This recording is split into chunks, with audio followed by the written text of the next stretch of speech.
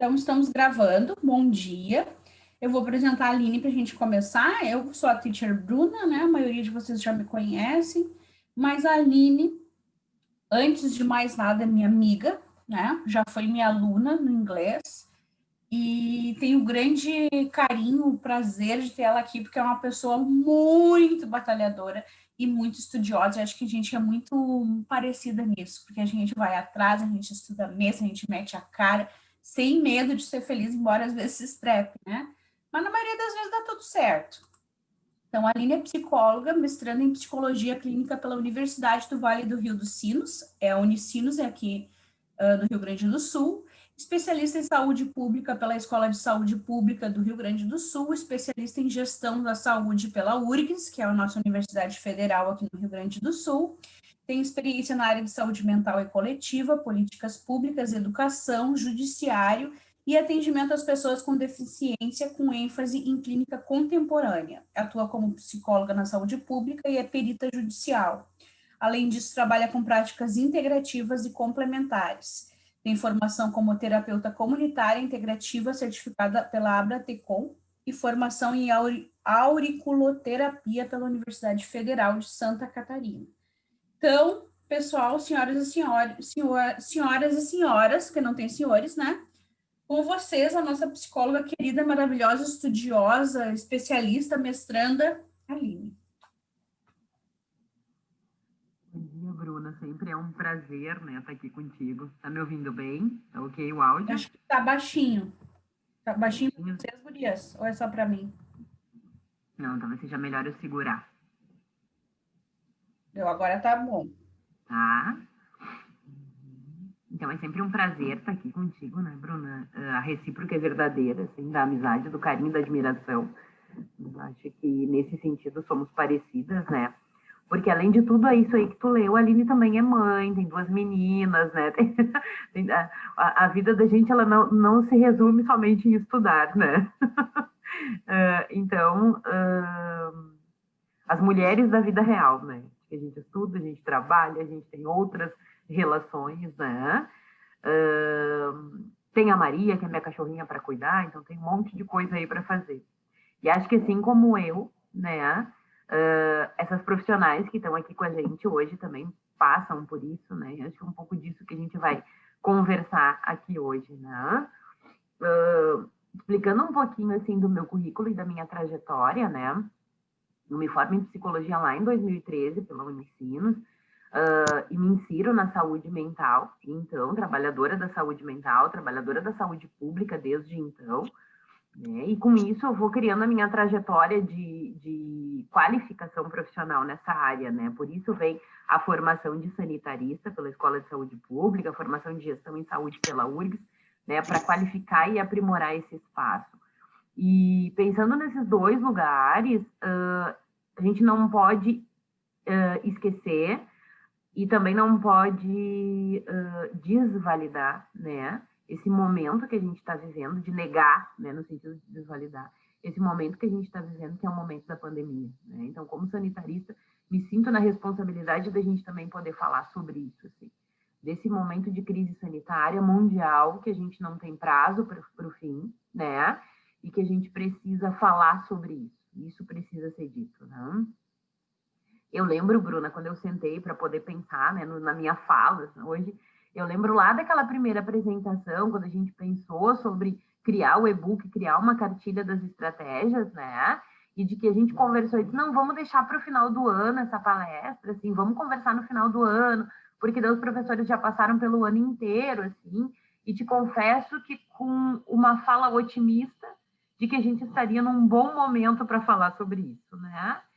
E, infelizmente, hoje a gente está num pior momento do que lá naquele momento que a gente fez a primeira, né, conversa sobre a pandemia e sobre os desafios para a saúde mental dos profissionais da educação. Hoje a situação ela é caótica, né? Talvez a gente teve aí uma diminuída na curva de contaminação, rolou uma expectativa de que a vida estava voltando ao normal, de que está tudo bem, só que não está tudo bem. E a gente precisa falar sobre isso, né? Não está tudo bem. A gente não tem prazo para retornar às salas de aula, a gente não tem prazo para retornar à nossa vida normal. E a gente, nesse momento, tem um compromisso de se cuidar, porque vem aí final de ano, Natal, férias, praia, carnaval, né? E por essa falsa ideia de que estava tudo bem, a gente também acabou relaxando, né? E hoje a gente precisa voltar e precisa se dar conta que vamos ter que nos cuidar, né? Que vamos ter que cuidar da nossa saúde física, mental, nossa e dos nossos, né? Então, aquele otimismo que nós tínhamos lá no meio do ano, pensando de que não, no final do ano a gente faz, né? Pensando no encerramento, é importante que a gente pontue, né? Não temos esse tempo e esse momento previsto para retornar às nossas normalidades, né? Os afetos da sala de aula, a gritaria dos intervalos, né? Os abraços, não temos. Infelizmente, isso não tem, né? Hoje nós temos o mundo digital a nosso favor, né? E também é literalmente uma faca de dois gumes, né? É o que nós temos ao nosso favor e, ao mesmo tempo, se a gente não conseguir manter um equilíbrio, também contra nós, né?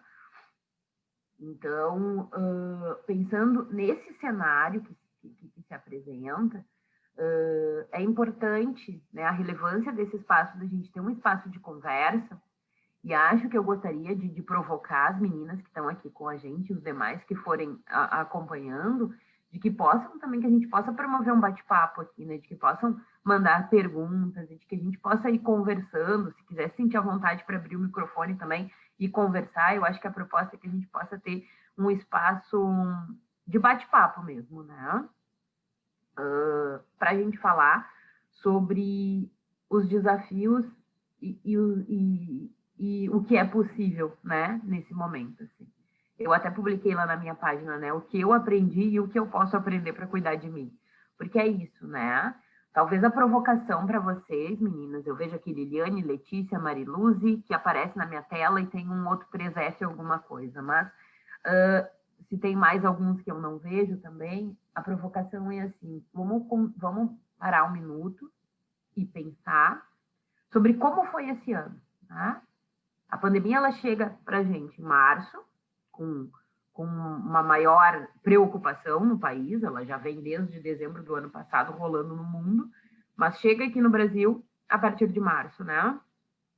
Que a gente para tudo, escolas fecham e vamos ter que nos reinventar. Essa reinvenção, né? Vamos pensar como é que foi dessa trajetória de março até aqui. Fazer aquela retrospectiva, né? O que foi difícil, o que foi possível, o que eu não consegui fazer e o que eu fiz. Né? E como eu fiz. Porque o grande desafio para a educação foi justamente esse, né? A gente fecha as portas, né? E não podemos mais ter o contato, sem tempo. Num primeiro momento, naquela expectativa que isso duraria 1 mês, 2 meses, e isso foi se prolongando, né? Se prolongando, e a gente ainda nem sabe até quando vai. Mas isso, né? Tu sai da sala de aula, dos vínculos afetivos, às vezes do teu espaço de conforto, porque dentro de um espaço que a gente trabalha, tu domina aquele campo, né? E te jogam numa realidade que às vezes não é nem do nosso domínio. Uhum. Tem pessoas que são mais né, tem uma desenvoltura melhor para poder falar nas câmeras, para gravar um vídeo, que tem uma expertise na questão da tecnologia, né, que vai conseguir fazer umas aulas criativas, que vai conseguir dominar essas plataformas e esses aplicativos aí, mas teve aquelas pessoas que não tinham essa habilidade, né, e que a gente teve que desenvolver isso ao longo do caminho. Eu costumo dizer, a gente troca a roda com o carro andando, né? A gente teve que desenvolver isso ao longo do caminho. E no cenário da educação, acho que tem algo muito interessante, que é extremamente importante de pontuar, que são cenários diferentes para uma única educação. Né? A gente no Brasil tem um cenário da educação privada, que é onde tivemos uma realidade que os professores, uma semana depois, já tiveram que dar conta de fazer aulas, de resolver isso e de estar ali com o aluno o ano inteiro, né? Na educação pública, uma situação de uma certa dormência, assim, né? Tipo, o que que nós vamos fazer, né? O que que a máquina do Estado vai conseguir nos dar de retorno para poder dar conta disso, né? As características diferentes dos alunos que têm uma certa condição para poder dar conta desta educação e desse ensino à distância, né? Desta forma online, e os alunos que não têm esse recurso, que não têm um telefone, que têm 5 irmãos que têm aulas nos mesmos horários em um único celular, e que só tem a internet, às vezes, né? Então, essa é a realidade da educação brasileira, né? De uma educação que ela é extremamente difícil. São vários mundos, várias educações, né? Mas tem um cenário que ele é único, né? E que acho que ele é compartilhado por todos os profissionais da educação, que é isso de ter que se ressignificar, né? E dentro da minha trajetória, acho que como mestranda hoje, eu participo, sou membro integrante do grupo de Labor Clínica da Unicinos, que é o grupo de pesquisa que estuda sobre a saúde do trabalhador. Então, dentro das pesquisas, no grupo de pesquisa, nós temos pesquisas com os professores, com os profissionais de saúde, enfim, né? Todas as relações do trabalho, e principalmente nesse momento da pandemia, né? Porque a gente não pode separar, porque o trabalho, ele é o alicerce da nossa saúde mental, né? Ele é o tripé aí que a gente fala, né? O trabalho, a palavra na sua etimologia significa tripalium, né? Que é o tripé entre o bem e o mal. Tripalium, lá na época da Idade Média, ele era um instrumento de tortura, né? Mas a gente sabe o quanto o trabalho ele também é subjetivante, né? O quanto o trabalho ele também é importante para a gente, ele faz parte da construção social que a gente vive, é importante para a nossa subsistência e é importante para nossa saúde e saúde mental também, né? Naquela questão de se sentir útil, de ter sentido, né? E uma das coisas que a gente estuda muito e sabe que o sentido do trabalho ele faz toda a diferença na vida do sujeito. E isso, na área da educação, foi um processo, e é um processo, e será um processo, porque isso ainda está em curso, não acabamos com a pandemia, né? De que qual é o sentido do meu trabalho como professor? Qual é o sentido do meu trabalho? O que eu estou fazendo aqui? Dando aula, muitas vezes, para um monte de bolinhas, né? As professoras da graduação, elas comentam muito isso, né? De que tu dá aula para uma turma que inicia um semestre, termina o semestre, e às vezes tu nem conhece os rostos das pessoas que tu está dando aula. E qual é o sentido do meu trabalho como professor? Porque quando eu me formei principalmente pela questão do afeto, do vínculo, né, de ensinar, de estar próximo, de ser presente deste aluno. E agora, será que eu estou presente? Será que está fazendo sentido o meu trabalho? Será que o que eu estou dizendo aqui está fazendo sentido para o meu aluno lá do outro lado? Uhum. Será que eu estou conseguindo alcançar todos os meus alunos, pensando na característica lá da educação pública, que eu também pontuei aqui? Porque a pandemia, ela também escancara as desigualdades desse país, né? E a gente sabe disso. Então, tem muitos professores que também não conseguem alcançar todos os seus alunos. Então, qual é o sentido do meu trabalho nesse cenário? Se eu conseguir fazer. E acho que isso é importante. A gente precisa encontrar o sentido do trabalho para que a gente possa ter saúde mental, né? E qualidade de vida nesse trabalho que a gente está fazendo. Com isso também, né, além de ser atravessado por todas essas questões da tecnologia, ser atravessado pelas questões de se ressignificar enquanto fazer, enquanto profissional, a gente também passa por uma situação que é a precarização desse trabalho. Ao mesmo tempo que a gente tem hoje a facilidade, colocaremos aí isso entre aspas, bem aspas, de estar em casa, né? E essa facilidade que está sendo vendida do home office, a gente também tem a questão da precarização do trabalho, né? A gente não pode esquecer que Viemos para nossas casas, né? Mas a gente não tinha uma estrutura para dar conta desse trabalho, né? Não tinha. E acho que, assim, isso não é uma questão do professor, é uma questão do trabalho home office, né? E acho que uma coisa que é importante ser pontuada, que eu acredito que seja uma coisa que venha para ficar, né? Esse home office que nos atravessa, que nos invade, ele não é algo que vai embora. Então, a gente tem uma expectativa da volta da normalidade, mas esse novo normal que nos chega, o home office faz parte dele. Os estudos híbridos, coisas nesse sentido, que a gente já vem ouvindo falar, né, e que em alguns cenários de trabalho serão mais presentes, em outros menos, mas que faz parte desse processo. Só que, né, o professor talvez não tinha um celular adequado para fazer, né, as suas aulas, um computador que tenha uma possibilidade de memória, de processador para poder dar conta de vídeos, isso e aquilo, que é importante, né? E que ninguém fala disso. Fala de, ok, vamos para casa e vamos dar aula para os nossos alunos. Como? Né? A precarização do trabalho, ela passa por isso, né?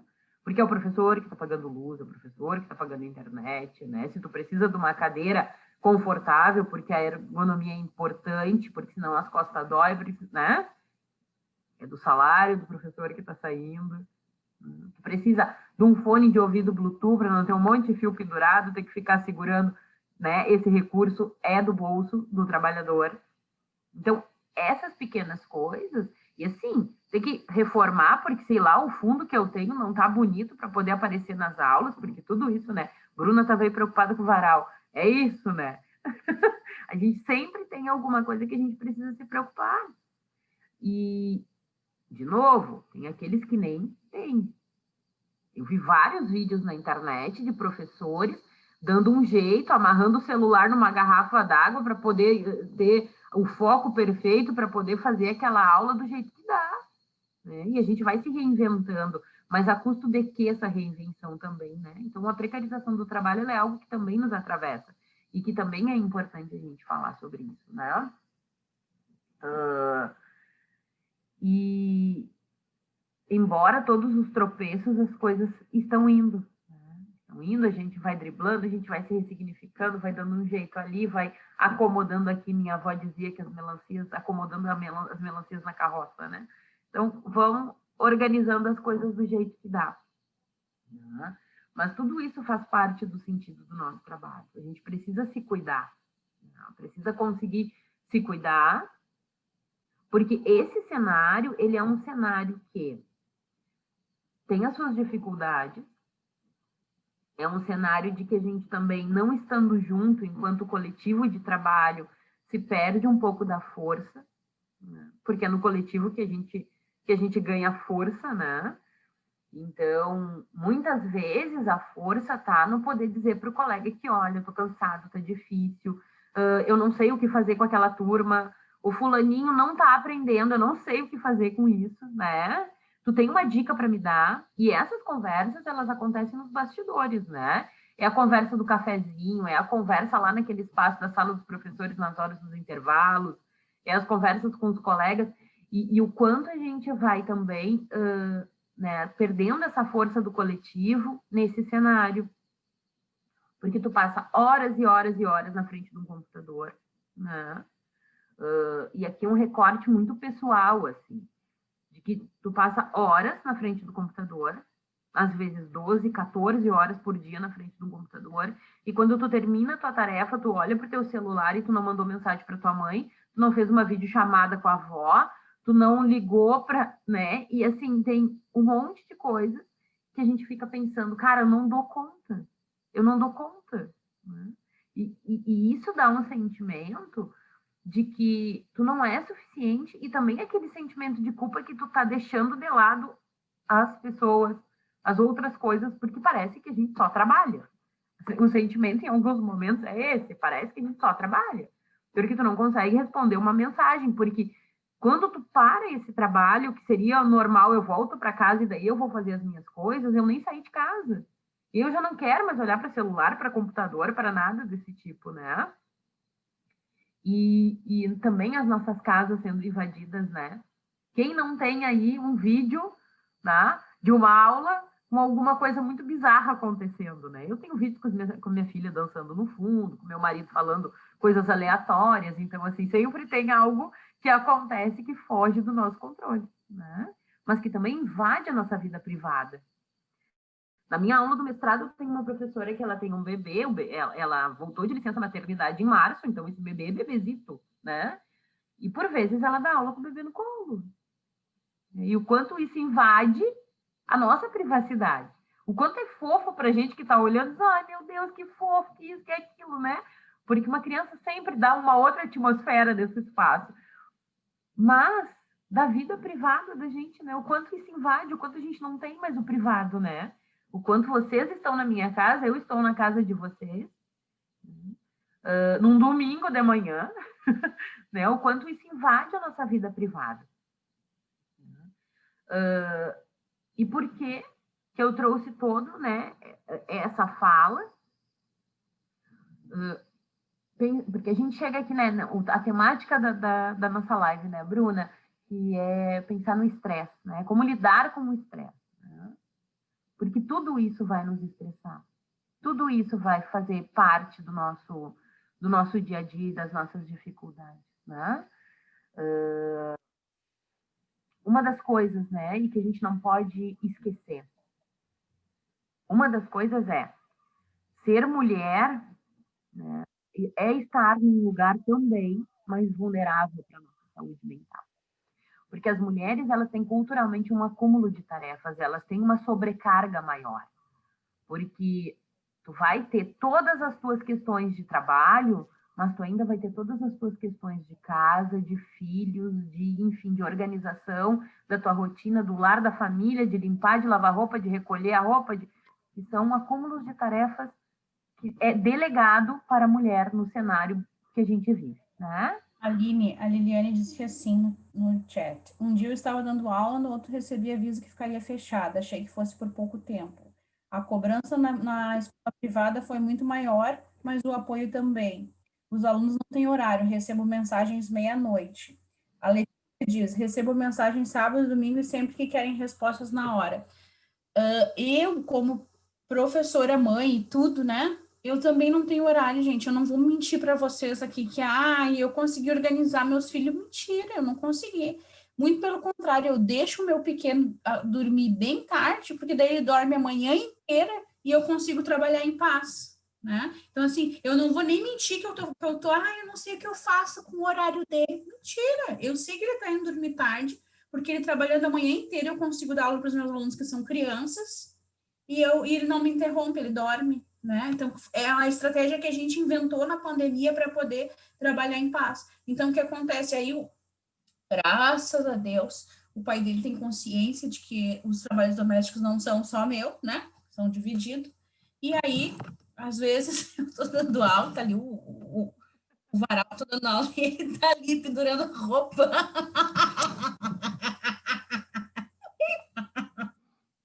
E o pessoal comenta, prof, tem alguém atrás de ti? Eu disse, sim, é meu marido. Não é alguém roubando as roupas, é alguém pendurando as roupas, tá tudo bem. E isso faz parte do nosso dia a dia, assim, né? E é isso, né, Bruna? Faço o que eu digo, mas não faço o que eu faço, mais ou menos isso.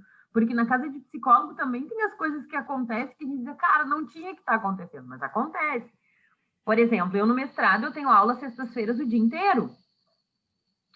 E num primeiro momento, ok, né? Tô o dia inteiro em casa, a minha pequena tem 11 anos, ok, tu vai ficar o dia inteiro em casa. E fui me dando conta que, assim, eu não estou o dia inteiro em casa, eu estou o dia inteiro estudando. Então, eu tenho aula das 10 da manhã às 6 da tarde. E eu tenho 1 hora de intervalo.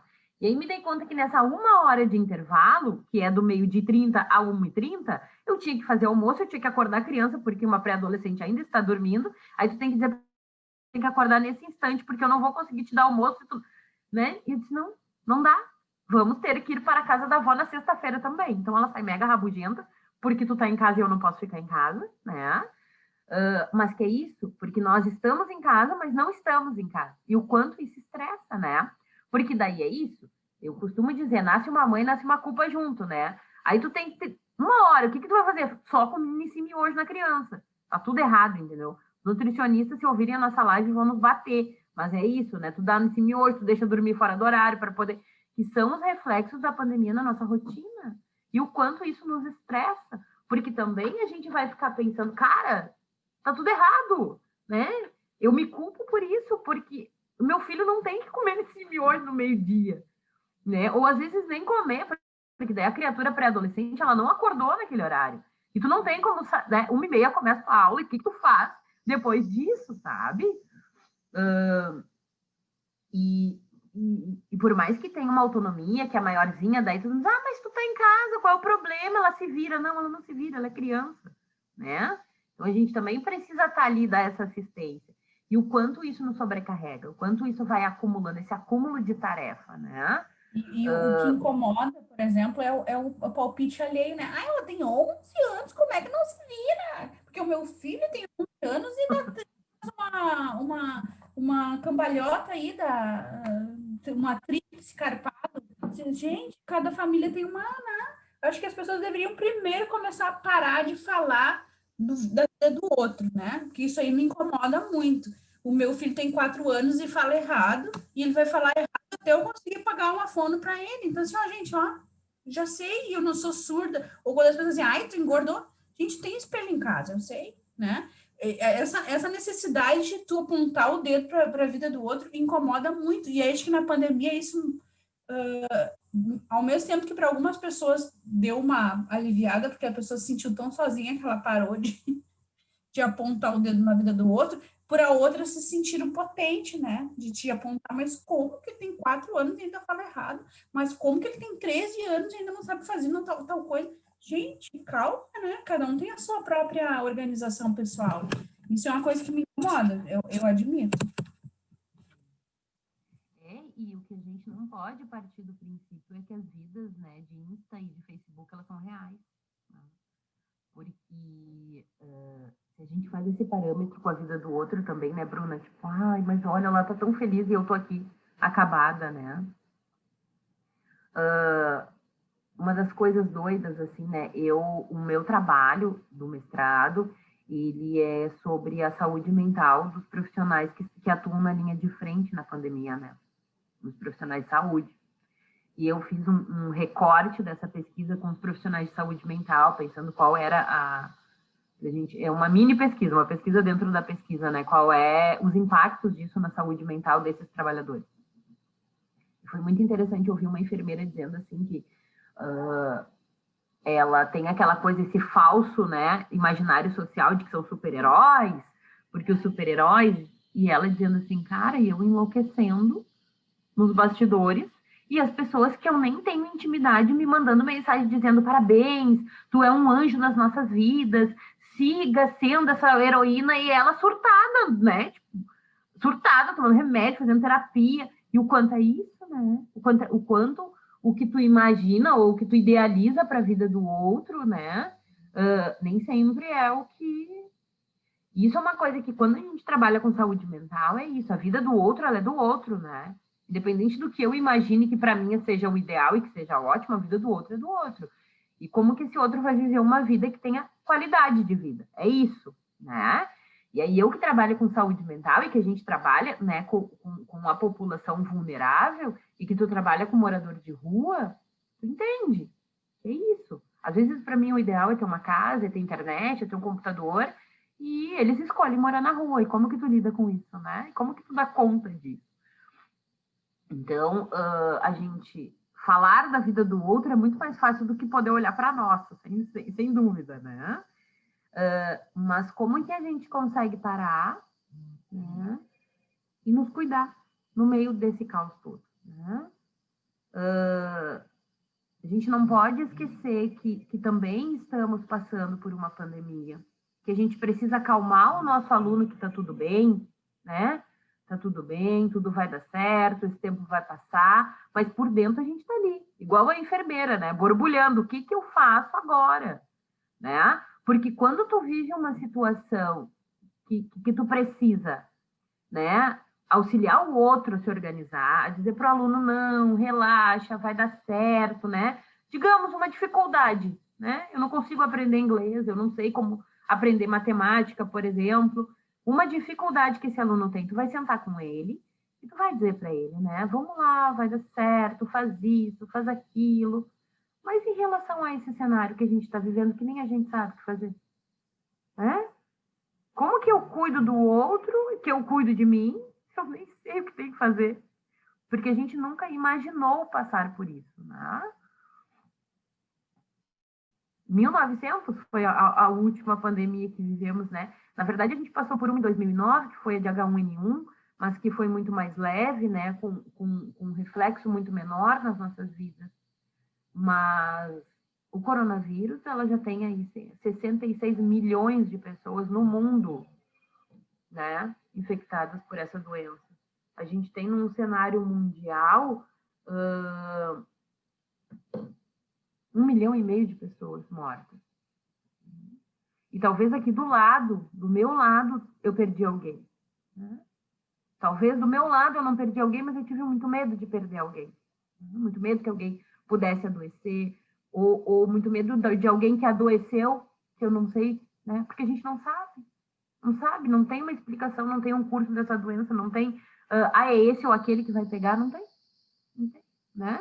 E um pode sair bem, o outro pode não sair. Então, assim, a partir do momento que um familiar meu diga que estou com coronavírus, é um pânico interno, né? Porque tu não sabe qual vai ser o desenrolar daquela história. E esse medo, né? ele perpassa as nossas vidas, a nossa saúde mental, o nosso trabalho, medo de perder um filho, uma mãe, um irmão, um amigo, o que seja, né? E é preciso falar desse sofrimento.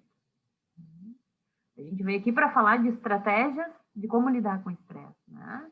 Talvez uma expectativa aí de que tenha, né, uma receita de bolo, como eu vou dar conta disso, né? Às vezes as pessoas imaginam que o psicólogo tem resposta para essas coisas. Mas acho que nesse momento que a gente precisa falar desses sofrimentos, né? Porque falar do sofrimento ajuda a eu elaborar esse sofrimento, né? E é algo que está acontecendo. Eu não tenho como negar que a pandemia está aí, que o risco está aí, e que está cada vez mais perto, né? Então, lá em março, quando começou, era uma coisa, como é que eu posso dizer? Ainda uma coisa no ar, assim, né? Tipo, ai, tem uma pandemia aí, mas eu não conheço ninguém que pegou isso, mas, ai, será que vai ser tão grave aqui? Será que precisava fechar tudo mesmo? Né? E a gente aí com uma briga dos governantes, que pode, não pode, sai ministro da saúde e volta ministro da saúde, e o quanto isso influencia na nossa vida, né? Porque distante dessa realidade, parece que saíram ou entraram um ministro da saúde diferente, não muda em nada a nossa vida. Mas é ele que vai definir quais são as ações de um país para cuidar da saúde das pessoas, né? Por exemplo, a gente tem 6 milhões e 800 mil testes do Covid-19 vencendo, guardado num depósito. E a gente não aplicou no país nem a metade disso. Né? Isso é o cenário da saúde pública. E por quê? Porque o ministro da Saúde não mandou para os municípios coisas como seringa para poder fazer a porcaria do exame. Essas fitas, essas coisas, o que precisa, né? Eu não sou especialista na questão dos testes, mas o quanto isso influencia na nossa vida, né? No real cenário que a gente vive, em como que a gente vai cuidar disso. Porque talvez se a gente tivesse 6 milhões e 800 mil testes a mais aplicados, a gente estaria em lockdown hoje, porque o cenário do Rio Grande do Sul, por exemplo, ele é caótico. Né? Então, assim, isso atravessa as nossas vidas. E como que a gente vai dar conta? Porque eu tenho uma expectativa de que algum dia a gente volte a uma vida minimamente normal. Né? Eu desejo que a gente retorne aos nossos vínculos, aos nossos locais de afeto, às nossas salas de aula, né? Assumo uma turma no semestre da graduação de psicologia, agora no início do ano, em função do mestrado, e eu confesso que eu me sinto frustrada de ter que assumir uma turma nesse cenário. Tá? Porque eu sou a pessoa do abraço, né? Eu digo que eu tenho que me limitar, porque às vezes eu abraço até quem não quer. Já abro os bracinhos, assim, né? E o quanto isso foi um aprendizado de não poder pegar, tocar, abraçar, né? E temos que lidar com as nossas frustrações. Porque acho que para o próximo semestre ainda não voltaremos para salas de aula. E se nós voltarmos para a sala de aula, nós vamos ter que lidar com os nossos medos. Com os medos, porque daí é isso, eu vou ter que sair de casa. Eu, como trabalhadora da saúde pública, eu nunca deixei de sair de casa. Desde o primeiro dia que fechou tudo, meu trabalho abriu, né? Eu trabalho num serviço que faz acolhimento à saúde mental. Então, eu não parei de trabalhar. E eu sou do grupo de risco. Não. Mas quem ainda não saiu de casa e que está nesse trabalho home office, ainda se depara com um certo anseio, né? De estar na rua, de estar em locais, de como é que eu vou trabalhar, de como é que eu vou dar conta disso, né? E que a gente precisa aprender a lidar com isso. Então, assim, é flertar com o caos o tempo todo, né? E a proposta da gente falar sobre as estratégias de autocuidado é justamente para que pudéssemos minimizar os danos. E, principalmente, eu acho que é importante frisar, né, Bruna, não transformar em doença o que não é.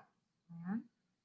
Não patologizar tudo que a gente sente. Até porque, como a gente vive num cenário que é inusitado e que nunca ninguém imaginou viver nesse cenário, a gente também vai sentir coisas que a gente nunca imaginou sentir.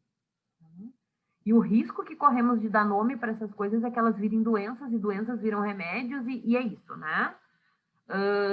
Mas, aquela velha brincadeira do Facebook ali, né? Se tu não teve uma crise de ansiedade em 2020, tu viveu errado, né? Mas assim, por quê? Porque a ansiedade faz parte do processo, de um cenário de insegurança, de um cenário de incertezas, né? De um cenário que é esse que a gente está vivendo. Mas, ao mesmo tempo, existe a esperança, né? Existe aqueles momentos de que eu fico feliz por algo que eu consegui construir, né? Que eu consigo ressignificar o meu trabalho e dizer, cara, isso faz sentido. Eles estão entendendo o que eu estou dizendo. Né? Acho que se reflete, por exemplo, a gente vai se reinventando, a Bruna, com a questão né, da página dela, assim, o quanto isso se reflete, né? Me chamou a atenção, Bruna, porque assim, esses dias, lá no início, quando né, a gente começou essas parcerias, eu lembro que eu olhei assim, tu tinha 4.000 e tantos seguidores, né? E hoje tem 7, eu disse, nossa! E é isso, o quanto se reflete, né? Quando tu vê que o teu trabalho faz sentido. E hoje, na era digital, é isso, né? Quantas pessoas eu estou alcançando com o que eu estou dizendo, com o que eu estou, né, falando. Ou aquele meu aluno ali, quando ele me retorna algo que de cara fez sentido, né?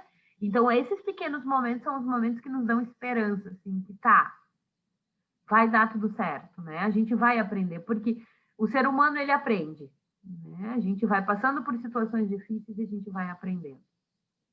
Então, uma das coisas que é extremamente importante a gente aprender também é a se cuidar, né? Também é a cuidar do próximo, também é desligar. As colegas que falaram aí, né, Bruna, que eu recebo mensagem sábados, domingos, eu recebo mensagem meia-noite, os alunos querendo respostas imediatas. A gente tem que aprender a se respeitar, né? E é isso. E aprender a não se culpar. Porque se o aluno mandou mensagem à meia-noite, não significa que eu sou obrigada a responder essa mensagem à meia-noite. Né? Não. Eu tenho a minha vida, meu horário de trabalho é tal, e acho que essa invasão dos horários, né, essa coisa que a gente acabou se perdendo de o que é trabalho, do que é minha casa, do que é o horário de trabalho, do que não é, a gente está... Por isso, esse sentimento de estar trabalhando o tempo todo. Né? Porque a minha casa é meu espaço de descanso, agora a minha casa é meu espaço de trabalho. O meu horário de descanso também é o horário de trabalho. Mas o quanto a gente precisa aprender a se respeitar, né? Desliguei, viu? Tá, até tu pode ver, eu vi, ok. Mas vou te responder no horário. E acho que isso, no nosso papel enquanto educador, é um trabalho de psicoeducação, né? Porque esse aluno, ele precisa aprender de que as coisas acontecem na hora que elas têm que acontecer. Aprender a se frustrar, aprender a esperar, porque a vida é assim, né? Agora, se imediatamente eu responder, eu também não estou fazendo aquele papel de educador, que é de ensinar ele os horários para isso, né? Os espaços para isso. E acho que devolver. Porque tu não me respondeu no horário? Buenas, né? Porque a gente tem que também limitar esses horários. Tem uma coisa no meu trabalho, né? Eu trabalho com pacientes com transtornos mentais, enfim, na clínica também, no consultório, né? E às vezes os pacientes me cobram, mas por que tu não me aceita como tua amiga no Facebook, né? Porque tem uma diferença entre o meu trabalho e a minha vida pessoal, né? Porque tem uma diferença entre a minha relação terapêutica com esse paciente e a minha relação privada de vida. E todas as vezes que alguns me questionam, e às vezes me questionam bravos, porque eu te mandei mensagem, porque tu não me aceitou, não vou aceitar. Porque a nossa relação é terapêutica, né? E isso não quer dizer que a minha conduta é certa, porque eu tenho milhares de colegas que têm os pacientes como amigos no Facebook, ok. Mas a minha postura em relação a isso também é, né? Eu tenho a minha vida privada, e essa minha vida privada, ela não vai interferir na minha vida profissional. E vice-versa, né? E o quanto também, enquanto professores, a gente precisa aprender isso, porque fica esse sentimento de que eu estou deixando meu aluno, eu estou culpada porque eu não respondi naquele momento, e tu fica ali te torturando porque tem ali aquela mensagem gritando e tu não respondeu. Mas isso é saúde mental. É a gente aprender a colocar cerquinhas, eu costumo dizer, né? E isso na vida da gente a gente precisa aprender em todos os cenários, né? Tu precisa aprender a colocar cerquinha, depois que tu cresce, tu precisa colocar cerquinha para os pais. Quando tu casa, tu precisa colocar cerquinhas, né, para a família né, do marido, da esposa, enfim, né? Essa cerquinha, ela precisa ser colocada. Com os filhos, tu também precisa. E aí, no nosso ambiente de trabalho, a gente também precisa, né? Porque, de certa forma, o teu privado, ele precisa ficar preservado para que tu possa ter um mínimo de saúde mental. E, ao mesmo tempo, o coletivo ele é importante, né? E, nesse momento, o quanto a gente vem percebendo que esse coletivo é importante, né? Que falta que faz a gente se encontrar com os amigos para tomar um café, que falta que faz a gente, sei lá, um happy hour, tomar uma cerveja e dar umas gargalhadas, né? O quanto isso faz falta na vida da gente, né? Até mesmo nos espaços de espiritualidade, né? De poder ir em algum lugar, de poder rezar para o seu Deus, que seja qual ele for, mas o quanto esses espaços eles nos fazem falta. E o quanto também a tecnologia ela facilita para que a gente se encontre em diversos lugares e que possa, de alguma forma, manter esse coletivo vivo, né? Então, a gente não pode utilizar isso somente para trabalho. A gente também vai ter que utilizar isso para a nossa vida pessoal, né? Para os nossos momentos de lazer, para os nossos momentos de encontro, porque esse é o nosso novo normal, né? Porque distanciamento social não é distanciamento afetivo. Eu não posso me encontrar fisicamente com as pessoas por uma questão de risco para si, para os outros, né?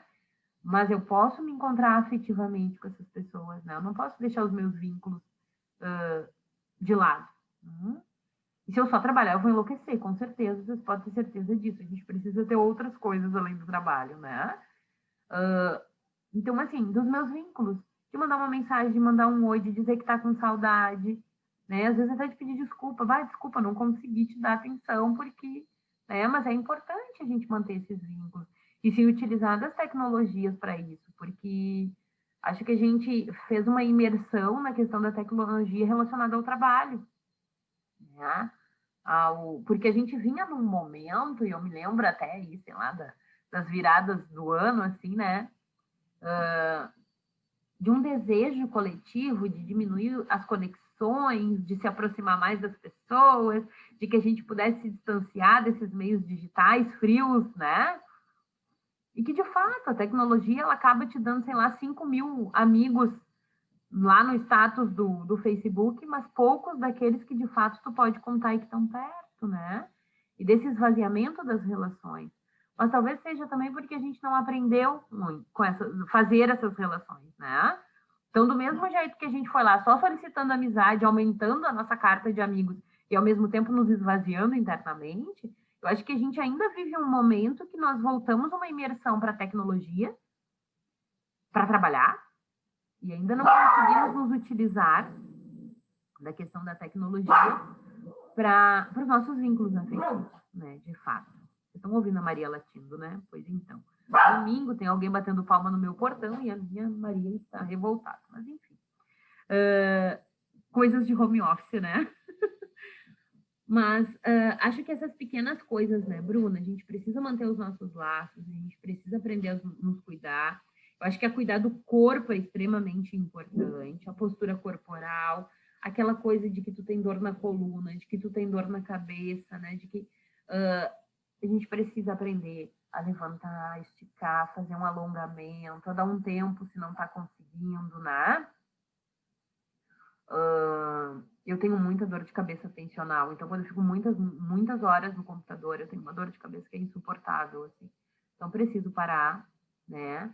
E por muitas vezes a função, quem está no mestrado, quem já fez mestrado, quem tem pretensão de fazer um dia, saibam, é muito tempo no computador, né? A gente acaba tendo que ficar ali muito nessa questão do estudo. Mas a gente precisa se respeitar, né? Se esticar, respirar fundo.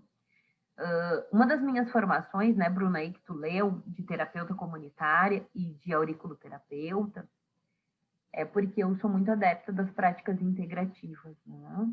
O que isso significa? De que a gente pode cuidar da nossa saúde mental e da nossa saúde física também, com outros métodos que não a questão medicamentosa. Porque senão a gente entra num ciclo, né, de que um remédio vai dar conta das dores que a gente tem. E é um ciclo tão vicioso quanto o ciclo do álcool, por exemplo, né? Porque eu vou beber para esquecer meus problemas, então eu vou tomar um remédio para esquecer meus problemas. Às vezes as pessoas esquecem que elas estão julgando o cara que está lá no bar, mas estão tomando vários Rivotrios e diazepams, né? Então, assim, o funcionamento cerebral é o mesmo, né? Eu só estou trocando o lugar que eu tô fazendo uso.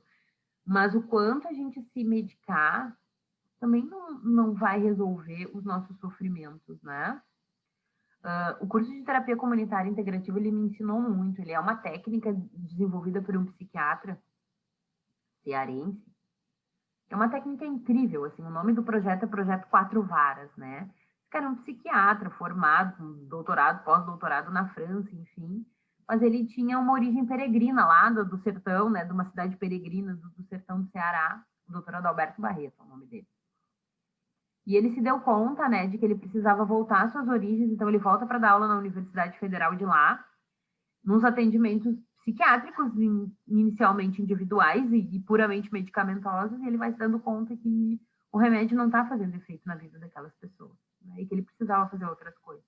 Então ele vai para dentro da comunidade, desenvolve o grupo, e aí nasce a terapia integrativa comunitária.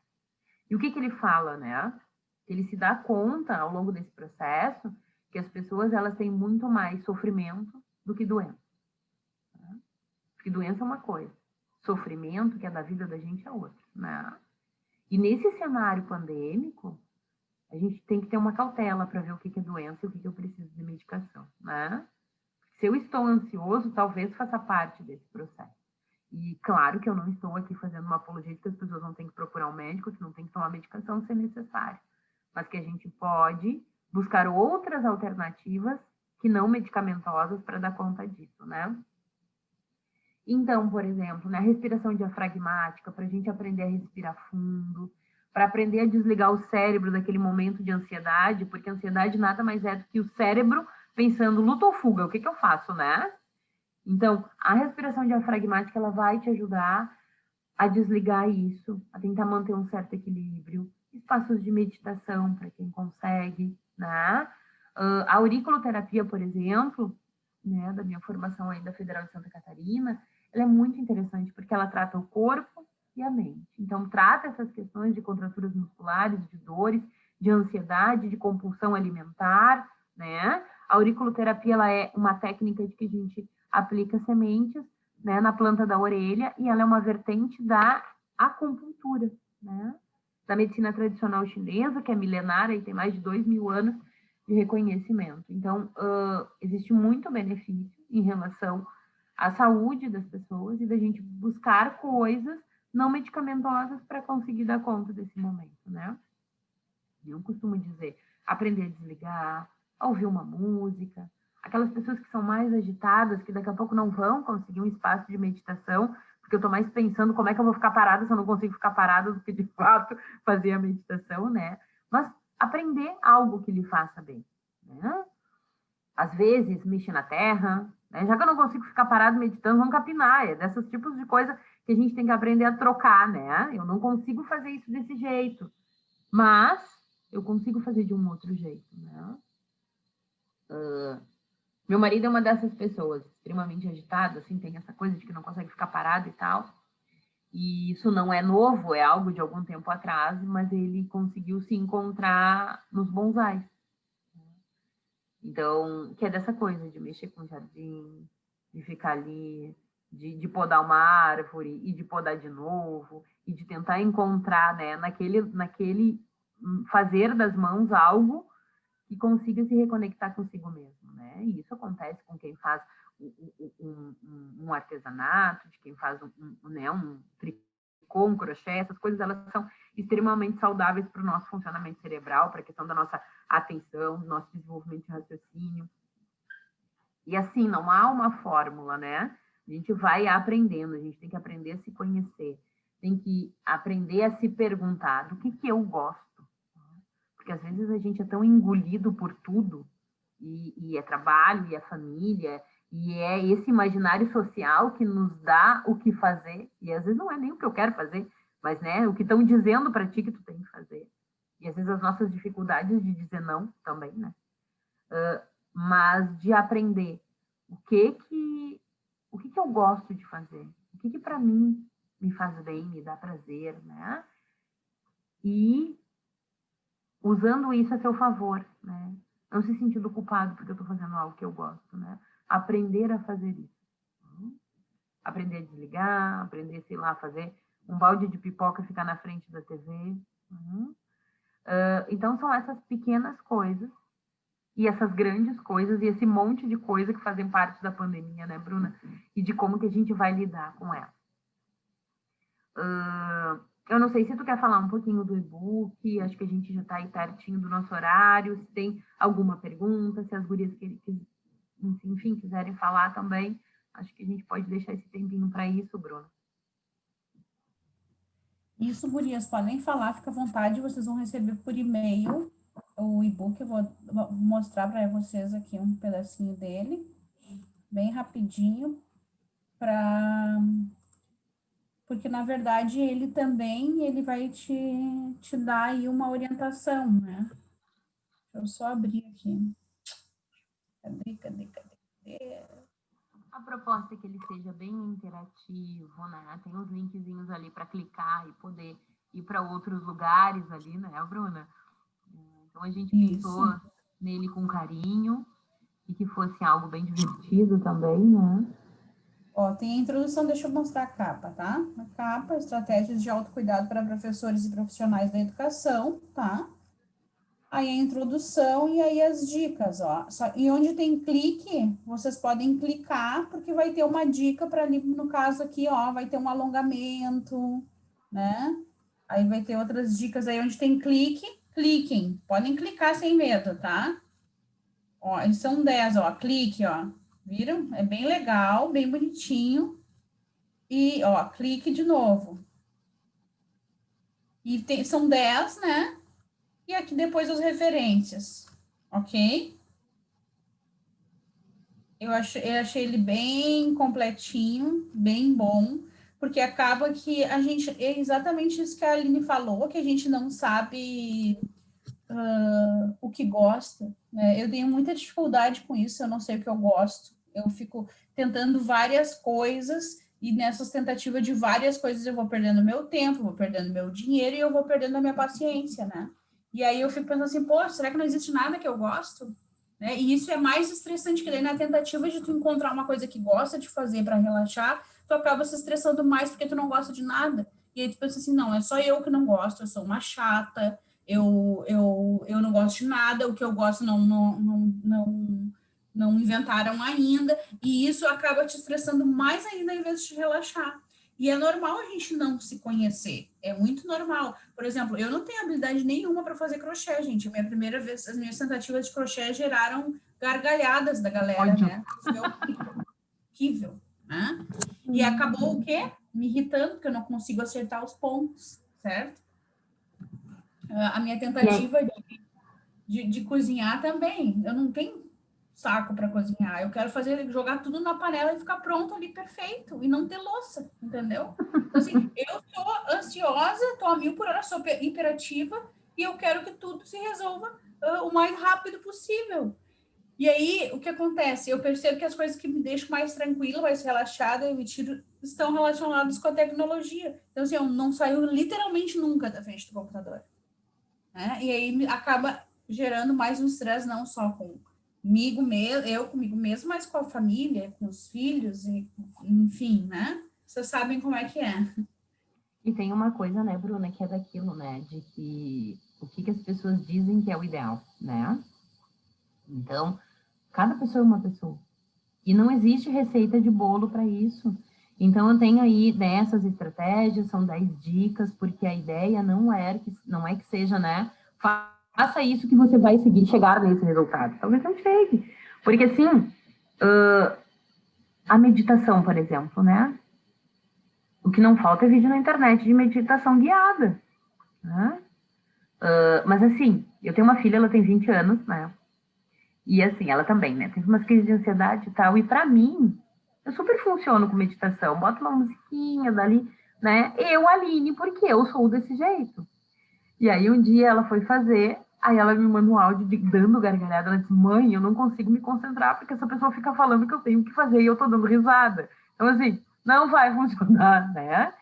E cada um tem um funcionamento. Daí, tipo assim, tu tem que ouvir uma música relaxante com sons de passarinho, mas eu gosto de heavy metal, cara. Não é isso que vai fazer sentido na minha vida, entendeu? O problema é a gente querer enfiar as pessoas nas caixinhas, né? Eu sempre digo isso, né? Pensar a saúde mental é pensar fora da caixa, né? E isso não significa, eu, enquanto profissional, que eu não tenha que ter uma qualificação para isso, né? Que não tenha que ser feito isso com qualidade, com ciência, com estudo, mas é pensar fora da caixa. Porque se eu disser para a Bruna que ela tem que ouvir uma música relaxante com sons de cachoeira, ela vai dar risada na minha cara, ela vai dizer, cara, isso não vai funcionar para mim, entendeu? Não, Bruna, tu tem que encontrar o que faça sentido para ti. Daqui a pouco eu ouvir um rock, ok, bora, e bota o rock, vai relaxar com isso, entendeu? Nem que seja, sei lá, um rato de porão gritando, sacudindo a cabeça, mas é isso, né? Para ti faz sentido, ok, né? Então, talvez para um outro seja uma música clássica, para outro, sei lá, seja um Raça Negra da vida para fazer uma faxina sambando, mas a gente precisa encontrar onde canalizar esse sofrimento e onde a gente consegue ter espaços de prazer, né? E a terapia ajuda muito nesse sentido, né, Bruna? Da gente se conhecer, de entender o que gosta, de entender por que deixou de se preocupar com isso, aonde que eu estou me perdendo nessa minha vida, né? Porque se eu vivo uma vida querendo o tempo todo agradar o outro e fazer pelo outro, com certeza minha vida vai ser mais pesada e mais difícil, tá? Porque daí eu nem existo nesse meio, né? Eu tô aí tentando fazer com que o outro seja feliz. Mas e eu? E tem isso. Será que a gente consegue fazer o outro ser feliz? Né? Porque eu preciso primeiro eu estar bem para conseguir promover isso, né? E até porque como a gente não tem domínio da vida do outro, daqui a pouco ele vai fazer alguma outra coisa que tu imagina que não seja o ideal, e aí a gente se frustra e a gente sofre com isso, né? Então, o processo de terapia ajuda muito a gente a entender também por que vai se distanciando de si mesmo, né? O colega disse assim: muito bom essa palestra, pois nós, professores, devemos realmente encontrar uma forma de relaxar e tentar melhorar o psicológico, e não só melhorar a si mesmo, mas perceber ou ser sensível e tentar ajudar o outro. A Letícia disse: eu tenho praticado atividade física todos os dias, tem me ajudado bastante, até porque estamos trabalhando sentado o dia todo. E aí, assim, como a Aline disse, algumas coisas que envolvem espiritualidade, elas não vêm com essa demanda, ela vem por trás de uma máscara, assim, que é uma moda, mas é uma moda, né? E daí, quando a moda virou lá do full mindness, todo mundo queria praticar o full mindness, né? E aí ela vem com uma demanda de não, é espiritual, é o Ho'oponopono, é o raio A4, mas ela vem com aquilo de que é moda, então tu acha que tu tem que se inserir, que tu acha que aquilo é pra ti, né? Embora tu não veja que é uma moda, que é um momento, né? E a espiritualidade, ela tem uma singularidade na vida, né? Porque, assim, tu vai te tocar por uma certa, né, religião, e às vezes a espiritualidade na maior da sua essência, assim, que não tem uma religião específica, né, mas de acreditar em algo, de poder se apegar naquilo quando as coisas estão difíceis, né. E isso é muito singular. Eu costumo dizer a mesma coisa que gostar do Inter e do Grêmio, cara. Eu não sei por que eu gosto, mas eu gosto, entendeu? Né? Tipo, tenha todas as suas questões envolvidas, mas ok, eu gosto do Inter e não vai adiantar. Ele pode estar lá na segunda divisão, que eu ainda vou gostar do Inter e não vou ser gremista. E ao mesmo tempo acontece, né? E acho que com uma questão de um afeto, de um vínculo religioso, é isso. Né? Vai do que o teu coração te toca, do que tu consegue fazer sentido na tua vida aquilo, né? E que não vai adiantar se essas coisas goela abaixo de que tu tem que ser assim porque esse é o ideal, né? Ou você tem que ser dessa religião porque só essa será aceita no reino do Senhor, né? Ok, mas cada um vai encontrar a sua. Né? E o que não falta são deuses nesse mundo, né? E seja de qual for, né? A gente tem aqui, né, a questão aí né, evangélica que acredita numa situação X, né, que não tem imagens, que não sei o quê. A Igreja Católica já tem os seus santos e já tem as suas imagens, né? A Umbanda já tem os seus caboclos e que são, né, muito voltada para a nossa questão brasileira, enfim, né? O batuque que a gente fala, ela tem uma questão de um sincretismo que a gente chama, que são os orixás, mas que eles são referenciados na questão dos santos da Igreja Católica, porque lá na época da escravidão a gente não podia cultuar os nossos orixás, né? Então, por exemplo, o Oxalá, que é um orixá maior, ele é Jesus Cristo, no sincretismo, né? E sei lá, e a gente tem Já, e a gente tem todas as Shivas e as Ganeshas, então, assim, deuses é o que não falta. Então, assim, isso tem muito do que nos pega, né? Do que faz sentido pra gente. Então, tá, Aline, muito obrigada. Muito obrigada. Muito obrigada. E vou parar de gravar aqui pra gente se despedir, mas